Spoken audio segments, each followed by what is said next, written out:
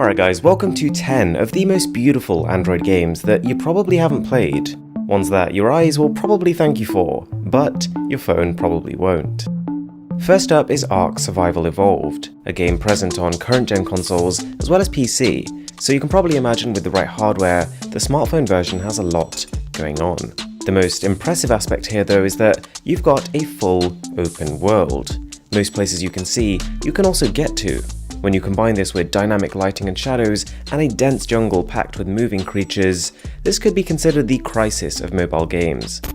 Infinity Ops is a multiplayer sci-fi FPS, which kinda reminds me of Call of Duty Infinite Warfare.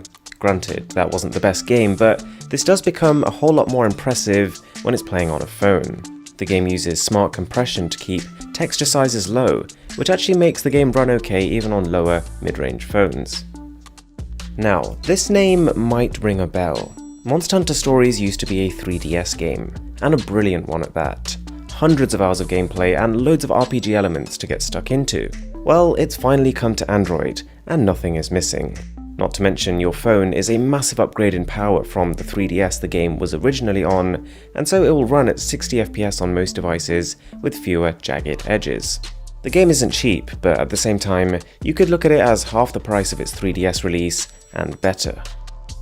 I'm always skeptical when people tell me that a 2D side-scrolling game has great graphics, but in the case of Alto's Odyssey, the clean lines, the soft changing skies, and the subtly animated layers make for a serene viewing experience. The fact that the art is simple has the flip side of also meaning it'll run well on pretty much any phone. Life is Strange is another one of those games that's available on nearly every other platform, and you notice. Character models and animations are console-like, but I would say resolution isn't the best on Android, and it doesn't look like there's any way to tweak it. I would guess this is a lazy port from consoles, and so whilst it looks great, it does lack the option to pick your own settings to suit your device. Return from Planet X is a bit of a weird one. You can tell this was made by a small team because the framework, the storyline, and the menus could all do with some work. But from a technical standpoint, this is one of the most advanced mobile phone games out there. We're talking bloom effects, motion blur, and up to 8 times anti-aliasing to eliminate jagged edges. Even the Galaxy Note 9 can't play this game on max settings smoothly. Mobius Final Fantasy is a beast of a game. It might seem a little overwhelming at first, because it doesn't exactly hold you by the hand.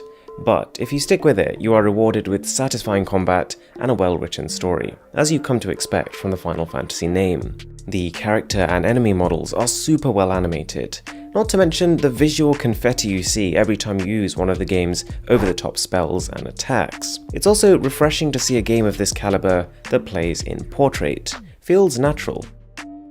I wasn't blown away by Cover Fire as a game. It's a neat little shooter, but borders on generic. Having said that, in terms of visuals, you've got slow motion kills, you've got depth of field when you focus on near objects, and the option for 60 frames per second gameplay.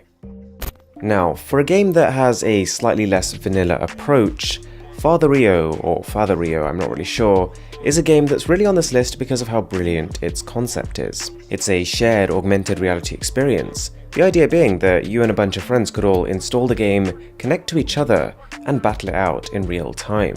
The actuality though is a little less impressive. The single player mode is pretty uninspiring, and the multiplayer requires you to buy a $30 attachment, which of course is a pretty chunky investment, but when you do, this essentially becomes full-scale laser tag, anytime, anywhere. One game that you're a little bit more likely to have heard of is Iron Blade, but it's jaw-dropping, high-res real-time shadows, and the devs have also added an option to increase the frame rate cap to 60 frames per second. So providing your phone can keep up, this has the potential to be one of the slickest mobile experiences out there.